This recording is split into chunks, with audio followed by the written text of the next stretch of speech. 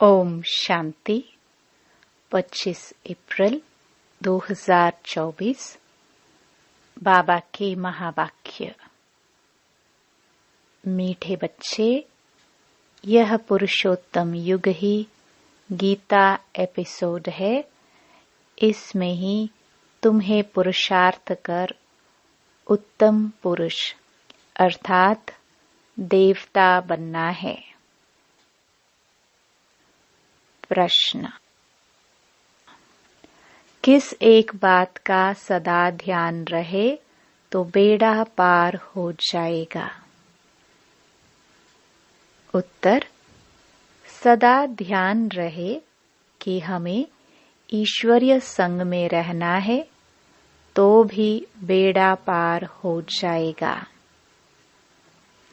अगर संग दोष में आए, संशय आया तो बेड़ा विषय सागर में डूब जाएगा। बाप जो समझाते हैं उसमें बच्चों को जरा भी संशय नहीं आना चाहिए। बाप तुम बच्चों को आप समान पवित्र और नॉलेजफुल बनाने आए हैं। बाप के संग में ही रहना है। ओम शांति। भगवानुवाच: बच्चे जानते हैं कि बाप वही राजयोग सिखला रहे हैं जो 5000 वर्ष पहले समझाया था।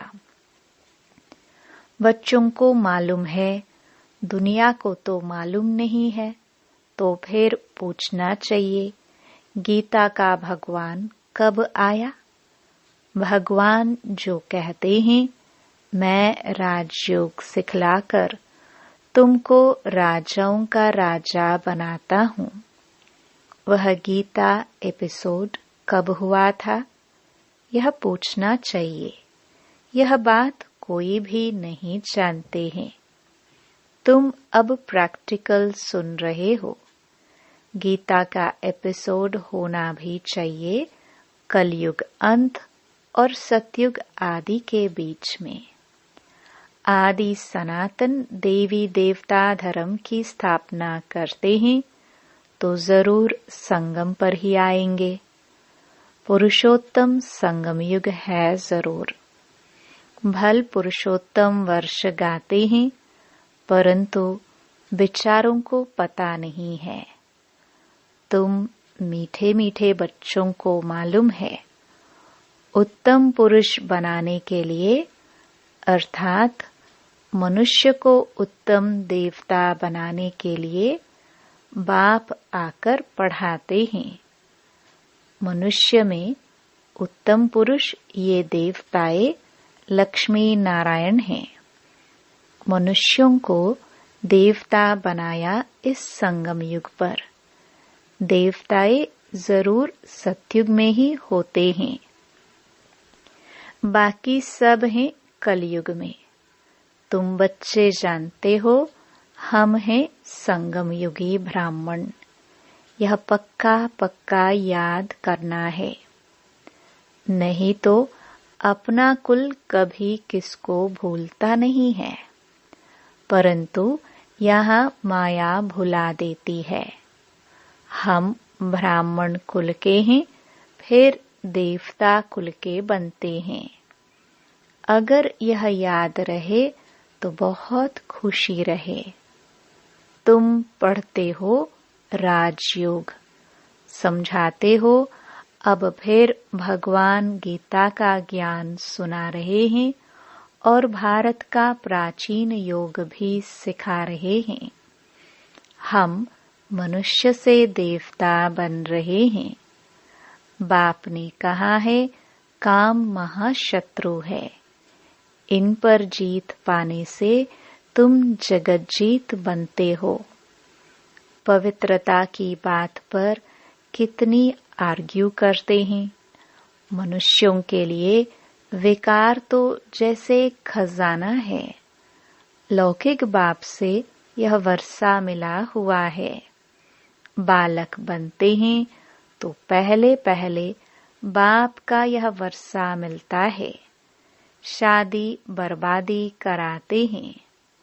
और बेहद का बाप कहते हैं काम महाशत्रु है। तो जरूर काम को जीतने से ही जगत जीत बनेंगे। बाप जरूर संगम पर ही आए होंगे। महाभारी महाभारत लड़ाई भी है। हम भी यहाँ जरूर हैं। ऐसे भी नहीं सब फट से काम पर जीत पाते हैं। हर बात में टाइम लगता है। मुख्य बात बच्चे यही लिखते हैं कि बाबा हम विषय वैतरणी नदी में गिर गए तो जरूर कोई ऑर्डिनेंस है। बाप का फरमान है काम को जीतने से तुम जगत जीत बनेंगे। ऐसे नहीं जगत जीत बनकर फिर विकार में जाते होंगे। जगत जीत यह लक्ष्मी नारायण है। इनको कहा जाता है संपूर्ण निर्विकारी। देवताओं को सब निर्विकारी कहते हैं। जिसको तुम रामराज्य कहते हो वह है वाइसलेस वर्ल्ड। यह है विशियस वर्ल्ड। अपवित्र गृहस्थ आश्रम। बाबा ने समझाया है तुम पवित्र गृहस्थ आश्रम के थे। अब 84 जन्म लेते लेते अपवित्र बने हो। 84 जन्मों की ही कहानी है। नई दुनिया जरूर ऐसी वाइसलेस होनी चाहिए। भगवान जो पवित्रता का सागर है वही स्थापना करते हैं। फिर रावण राज्य भी जरूर आना है। नाम ही है राम राज्य और रावण राज्य। रावण राज्य माना ही आसुरी राज्य। अभी तुम आसुरी राज्य में बैठे हो। यह लक्ष्मी नारायण है दैवी राज्य की निशानी। तुम बच्चे प्रभात फेरी आदि निकालते हो। प्रभात सवेरे को कहा जाता है।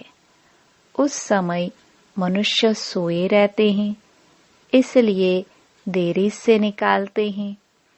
प्रदर्शनी भी अच्छी तब हो जब वहाँ सेंटर भी हो, जहाँ आकर समझे कि काम महाशत्रु है। इन पर जीत पाने से जगत जीत बनेंगे। लक्ष्मी नारायण का चित्र साथ में जरूर होना चाहिए। ट्रांसलाइट का इनको कभी भूलना नहीं चाहिए। एक यह चित्र और सीढ़ी।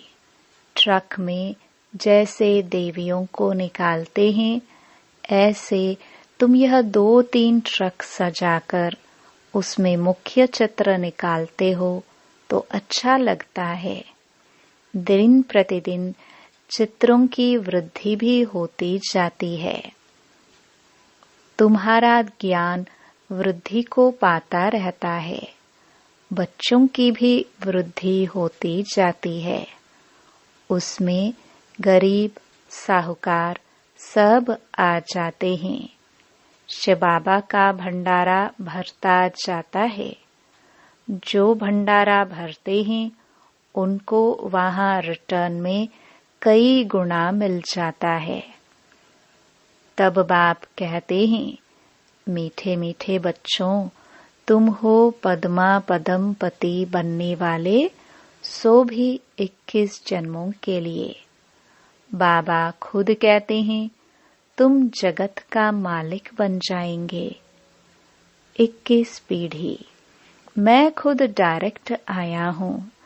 तुम्हारे लिए हथेली पर बहिश्त लाया हूँ। जैसे बच्चा जब पैदा होता है तो बाप का वर्षा उनकी हथेली पर ही है। बाप कहेंगे यह घर बार आदि सब कुछ तुम्हारा है। बेहद का बाप भी कहते हैं तुम जो मेरे बनते हो तो स्वर्ग की बादशाही तुम्हारे लिए है। 21 पीढ़ी, क्योंकि तुम काल पर जीत पा लेते हो। इसलिए बाप को महाकाल कहते हैं। महाकाल कोई मारने वाला नहीं है, उनकी तो महिमा की जाती है। समझते हैं भगवान ने यमदूत भेज मंगा लिया, ऐसी कोई बात है नहीं। यह सब है भक्ति मार्ग की बातें। बाप कहते हैं मैं कालों का काल हूँ। पहाड़ी लोग महाकाल को भी बहुत मानते हैं। महाकाल के मंदिर भी हैं। ऐसे झंडियां लगा देते हैं तो बाप बैठ बच्चों को समझाते हैं। यह भी समझते हो कि राइट बात है। बाप को याद करने से ही जन्म जन्मांतर के विकर्म भस्म होते हैं, तो उसका प्रचार करना चाहिए। कुंभ के मेले आदि बहुत लगते हैं। स्नान करने का भी बहुत महत्व बताया है। अब तुम बच्चों को यह ज्ञानामृत 5000 वर्ष के बाद मिलता है। वास्तव में इसका अमृत नाम है नहीं, यह तो पढ़ाई है। यह सब हैं भक्ति मार्ग के नाम। अमृत नाम सुनकर चित्रों में पानी दिखाया है। बाप कहते हैं मैं तुमको राजयोग सिखलाता हूँ। पढ़ाई से ही ऊंच पद मिलता है, सो भी मैं पढ़ाता हूँ। भगवान का कोई ऐसा सजा हुआ रूप तो है नहीं। यह तो बाप इसमें आकर पढ़ाते हैं। पढ़ाकर आत्माओं को आप समान बनाते हैं। खुद लक्ष्मी नारायण थोड़े ही हैं जो आप समान बनाएंगे।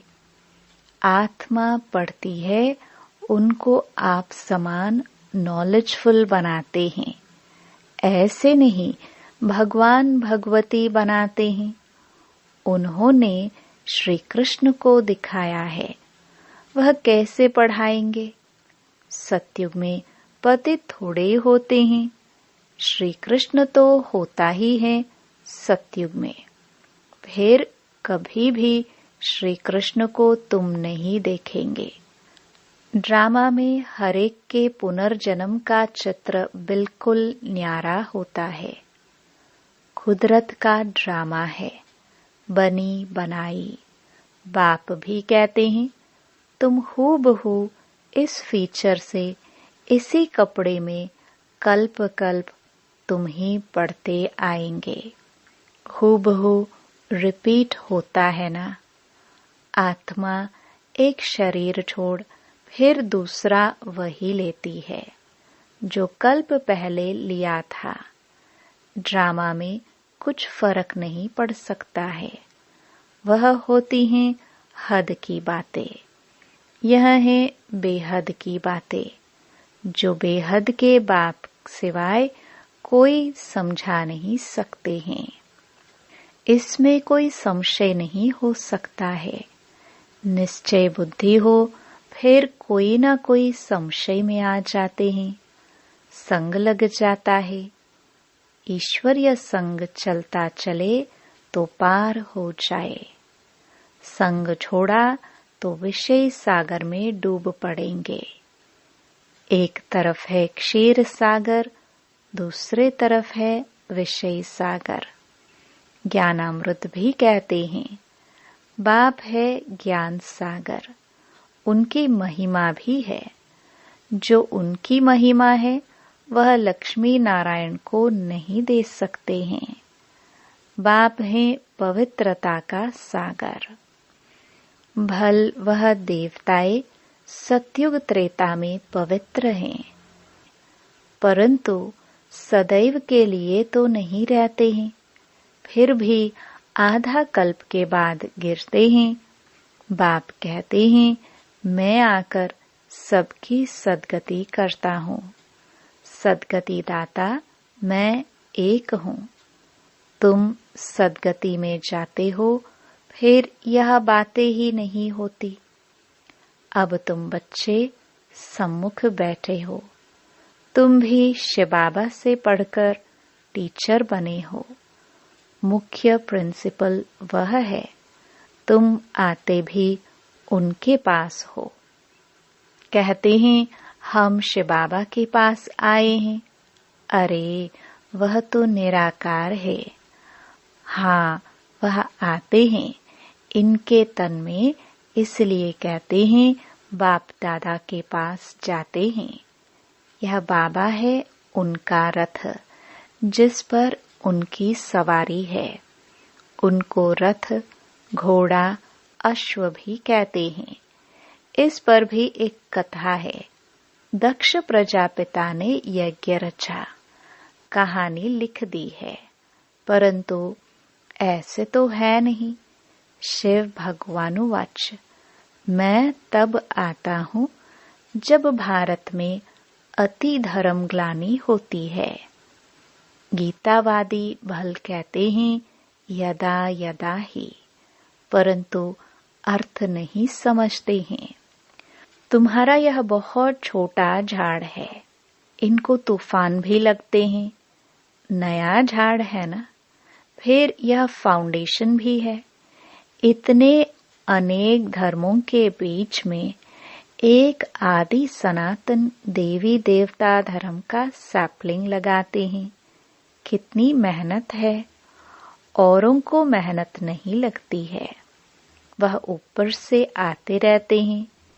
यहाँ तो जो सतयुग त्रेता में आने वाले हैं, उन्हों की आत्माएं बैठ पड़ती हैं।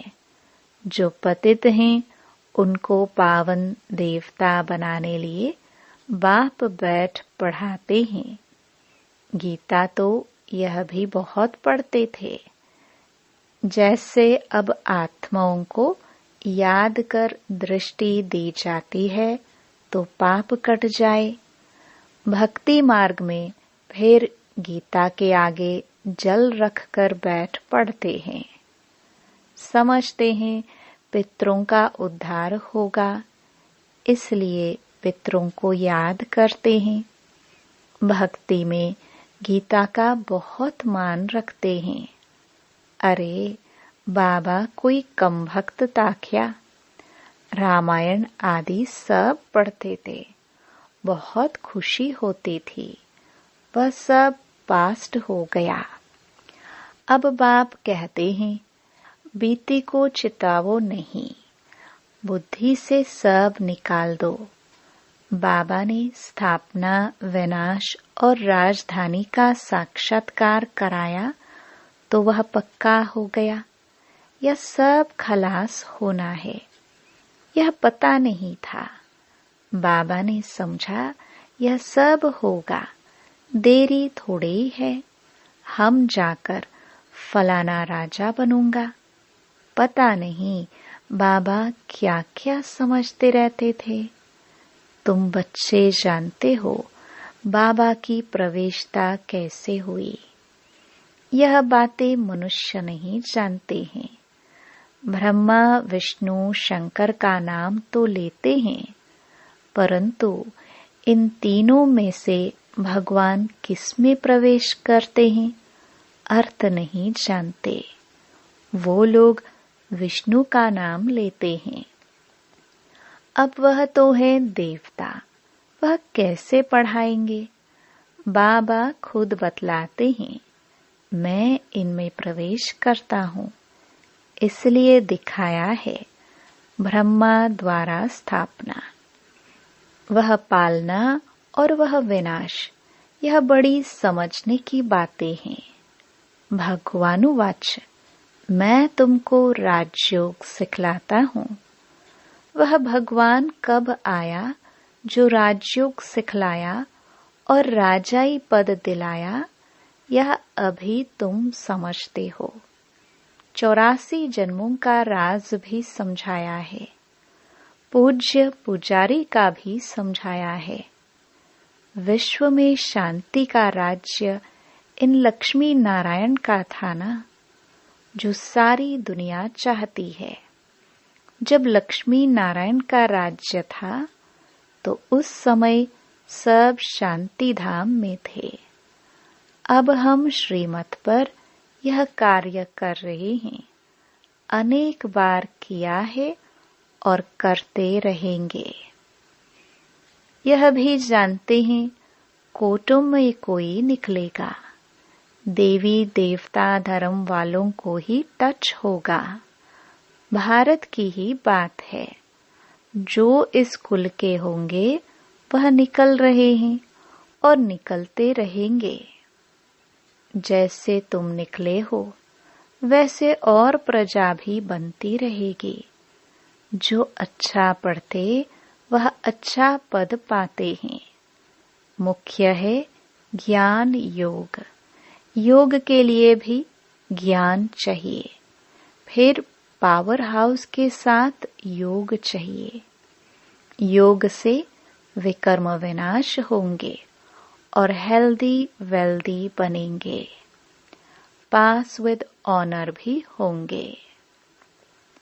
अच्छा, मीठे मीठे सिखिलदे बच्चों प्रति माता पिता बाप दादा का याद प्यार और गुड मॉर्निंग।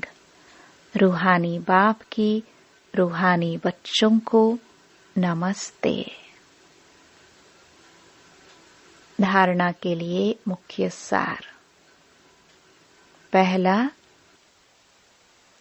जो बात बीत गई उसका चिंतन नहीं करना है।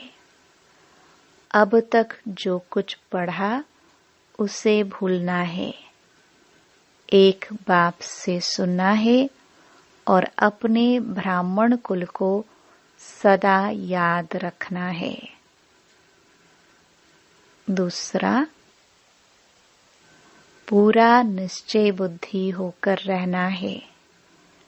किसी भी बात में संशय नहीं उठाना है। ईश्वरीय संग और पढ़ाई कभी भी नहीं छोड़ना है।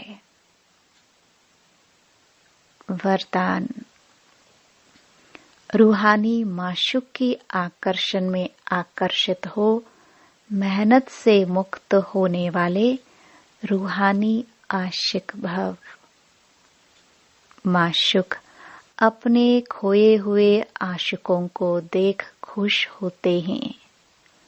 रूहानी आकर्षण से आकर्षित हो अपने सच्चे माशूक को जान लिया, पा लिया, यथार्थ ठिकाने पर पहुंच गए। जब ऐसी आशिक आत्माएं इस मोहब्बत की लकीर के अंदर पहुंचती हैं तो अनेक प्रकार की मेहनत से छूट जाते हैं, क्योंकि यहाँ ज्ञान सागर के स्नेह की लहरें, शक्ति की लहरें सदा के लिए रिफ्रेश कर देती हैं। यह मनोरंजन का विशेष स्थान, मिलने का स्थान आप आशिकों के लिए माशूक ने बनाया है। स्लोगन। एकांतवासी बनने के साथ साथ एक नामी और इकोनॉमी वाले बनो।